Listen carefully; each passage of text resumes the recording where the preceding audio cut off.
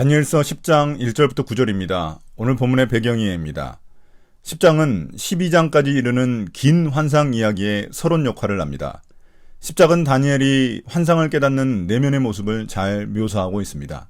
그가 본 환상은 전쟁에 대한 것입니다. 또한 10장의 배경은 페르시아 왕 고레스 3년입니다. 고레스 왕의 명령으로 이스라엘 백성들이 고향으로 돌아갔지만 다니엘은 페르시아 제국에 남아 그 백성들을 위해 기도하였습니다. 10장 1절부터 3절입니다. 환상의 배경 설명. 페르시아의 고레스 왕 제3년에 일명 벨드사살이라고 하는 다니엘이 계시로 말씀을 받았다.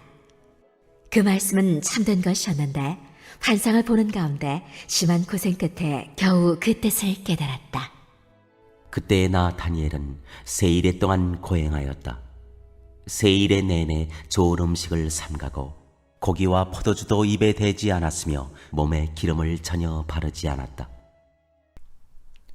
다니엘의 이름이 또다시 바벨론식 벨드사살로 소개됩니다. 이는 다니엘의 현재 처지가 여전히 이방 땅에서 유배 생활을 하고 있음을 의미합니다. 고레스 왕 제3년이라는 표현도 자꾸 등장하는 것을 볼 때 제3년이라는 기간이 역사의 전환점을 암시하는 듯합니다. 다니엘은 예언자들처럼 하나님의 계시로 말씀을 받았습니다. 그러나 다니엘은 말씀을 받았을 뿐만 아니라 환상도 동시에 보며 그 말씀을 깨달았습니다. 귀와 눈으로 모두 하나님의 계시를 확인한 것입니다. 이때 다니엘은 세 일에, 즉 3주 동안 금식과 고행을 하며 기도하는 중이었습니다. 일에는 앞서 9장에서 년 단위로 사용되었는데 여기서는 다시 주 단위로 사용되었습니다. 10장 4절부터 6절입니다. 천상적 존재의 모습. 첫째 달 29날에 나는 큰 강 티그리스 강 두 개에 와 있었다. 그때 내가 눈을 떠서 보니 한 사람이 모시옷을 입고 오바스의 금으로 만든 띠로 허리를 동이고 있었다. 그의 몸은 녹주석같이 빛나고 그의 얼굴은 번갯불같이 환하고 눈은 횃불같이 이글거리고 팔과 발은 빛나는 노새처럼 번쩍였으며 목소리는 큰 무리가 지르는 소리와도 같았다.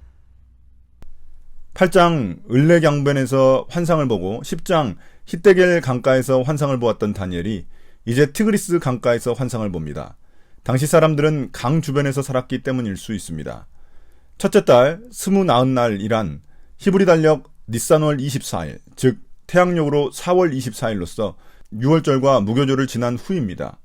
다니엘은 이런 절기도 지키지 않을 정도로 비장한 마음으로 금식과 고행을 한 것입니다. 거기서 다니엘은 모시옷을 입은 한 사람을 환상 속에 보았습니다. 모시옷은 제사장들이 입는 옷으로서 거룩함과 구별됨을 상징합니다. 그는 허리에 우바스 지역의 금으로 만든 띠를 찾고 몸은 녹주석같이 빛나고 얼굴은 번갯불처럼 빛났습니다. 녹주석은 대제사장 흉패에 부착하는 보석 중 하나입니다.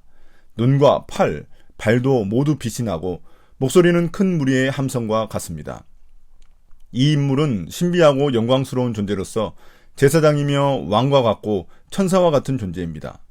학자들은 이 존재가 에스겔 1장 26절이나 요한계시록 1장 13절에 등장하는 인자와 유사하다고 생각하여 그리스도라고 말합니다. 또는 10절부터 14절을 근거로 단지 하늘의 천상적 존재라고 말하기도 합니다. 10장 7절부터 9절입니다. 환상을 본 다니엘의 반응. 나 다니엘만 이 환상을 보고 나와 같이 있는 다른 사람들은 그 환상을 보지 못하였다. 그들은 두려워하며 도망쳐서 숨었으므로 나 혼자만 남아서 그 큰 환상을 보았다.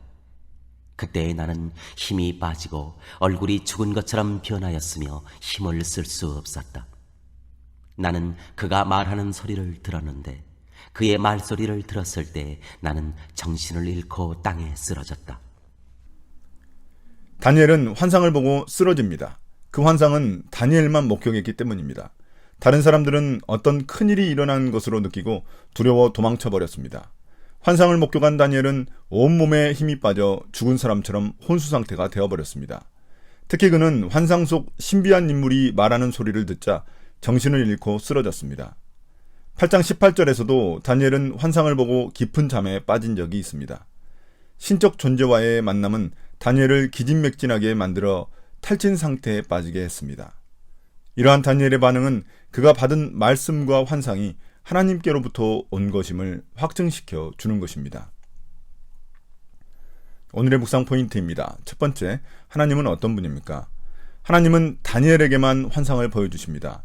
그가 자기 동족들의 죄를 회개하고 다가올 일들을 염려하며 기도하고 있었기 때문입니다.